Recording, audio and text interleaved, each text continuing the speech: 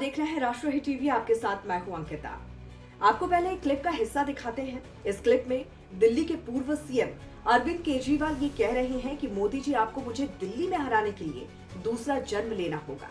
मैं नरेंद्र मोदी जी को कहना चाहता हूं, मोदी जी इस जन्म में तो आप हमको नहीं हरा सकते दिल्ली के अंदर आम आदमी पार्टी को। यह है वो वीडियो जो चुनाव में वायरल हुआ। केजरीवाल के तेवर, कॉन्फिडेंस और अंदाज ने सुर्खियां बटोरी, लेकिन इसके बावजूद केजरीवाल चुनाव क्यों हार गए? आखिर क्यों पीएम मोदी जी ने इसी जन्म में ही केजरीवाल और उनकी पार्टी को निपटा दिया? क्या ये मोदी मैजिक था? क्या ये हरियाणा, महाराष्ट्र से चली बीजेपी की सुनामी थी? जानकार जरूर कहेंगे कि पीएम मोदी की गारंटी के आगे सब फेल हैं। ये भी कहेंगे कि बीजेपी ने इस बार संगठन स्तर पर बड़े काम किए, तो ये भी कहेंगे कि केजरीवाल और उनकी पार्टी के बड़े चेहरों पर लगे करप्शन के आरोपों ने केजरीवाल को हराया। लेकिन असल बात दूसरी है, जिसे केजरीवाल सुनना पसंद नहीं करेंगे। वो उस बात को अपनी हार की वजह नहीं मानेंगे, क्योंकि उसे स्वीकार करने में बदनामी है।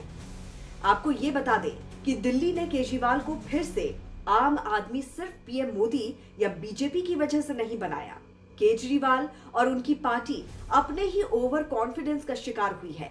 उन्हें दिल्ली में सपा ने सबक सिखाया है।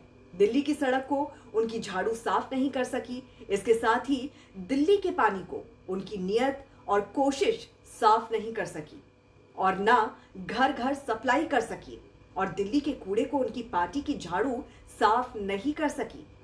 केजरीवाल को फुल कॉन्फिडेंस था कि उनकी पार्टी मोहल्ला क्लिनिक, फ्री बस सेवा, 200 यूनिट फ्री बिजली और चुनावी मैदान में तमाम घोषणाएं करने के बाद चौथी बार दिल्ली में सरकार बनेगी, और वो चौथी बार सीएम बनने के बाद इंडिया ब्लॉक में खुद को पीएम मटेरियल की तरह पेश करने का बायोडेटा तैयार कर लेंगे।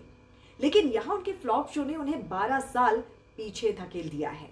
वो ना सिर्फ मुख्यमंत्री की कुर्सी से गए, बल्कि नई दिल्ली सीट से चुनाव हारने के बाद विधानसभा में भी नहीं घुस पाएंगे। वो सिर्फ टीवी पर अपनी पार्टी को सदन में चर्चा लेते देखेंगे, उसी विधानसभा में जहां वो जमकर ललकारा करते थे।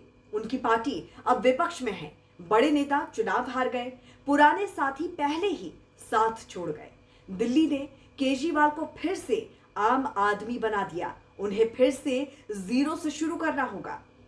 दिल्ली वाले भूले नहीं, जब भारी बारिश की वजह से दिल्ली में यूपीएससी की कोचिंग करने वाले 3 छात्र असमय काल के गाल में समा गए। सड़कों की बदहाली इस कदर दिखाई दी कि बारापुला, रानी झांसी फ्लाईओवर सहित कई फ्लाईओवर्स पर गड्ढों की समस्या से लोग परेशान होते रहे। इसके अलावा भजनपुरा और यमुना विहार तक मेट्रो द्वारा बनाए जा रहे डबल डेकर फ्लाईओवर के नीचे सड़क पर बड़े बड़े गड्ढों ने लोगों का चलना दूभर कर दिया। स्वाति मालीवाल ने भी सड़कों पर पानी भरे रहने की वजह से आप पर निशाना साधा। दिल्ली वाले भूले नहीं, जब महीनों सड़कों पर कूड़े का ढेर पड़ा रहा। दिल्ली में जगह जगह पर फैले कूड़े की बदबू से होकर लोग गुजरते रहे।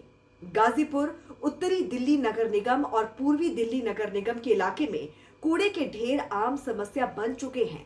ऐसे में कूड़े की बदबू का बदला दिल्ली वालों ने जमकर लिया है। दिल्ली वाले भूले नहीं कि दिल्ली में यमुना को लंदन की थेम्स नदी बनाने का वादा करने वाले अपने वादे से पलट गए। दिल्ली में साफ पानी एक बड़ी समस्या है। कई सरकारें आई और चली गई, लेकिन दिल्ली के लोगों को साफ पानी मयसर नहीं हो सका। यमुना के पानी से लेकर पीने के पानी तक लोगों को समस्याओं का सामना करना पड़ रहा था। बीजेपी लगातार यमुना के पानी के मुद्दे पर आप पर हमले करती रही। छठ पूजा के मौके पर तो आपकी कई जगह किरकिरी हुई। ऐसे में पानी भी आपको ले डूबा। इस पर आपकी क्या राय है, जरूर हमें बताइए कमेंट करके। मेरा सवाल ये भी है कि केजरीवाल आखिर क्यों हारे?